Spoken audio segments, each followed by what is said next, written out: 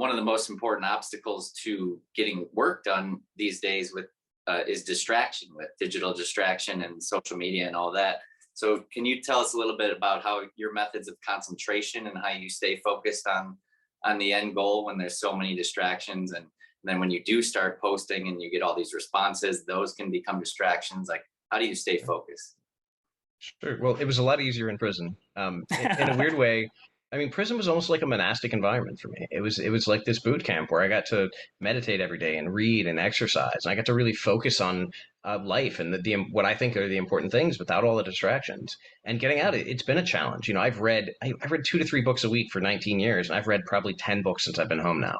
And I have a bookshelf full of books that I want to read that I'm interested in. I just don't make the time, or I'm just bouncing around, or things are busy. And it's interesting because if social media wasn't such a big part of what I did, it would just be a distraction. But it's also I find like I feel like it's a really important part. And at first I didn't recognize that, and I thought this was just going to be like a short thing. But when I had people reach out who said, "Hey, I was in prison too. Like, you give me hope that I can be successful," or "Hey, my son is in prison, and like you give me hope that he can be successful," and your advice is what I share with him.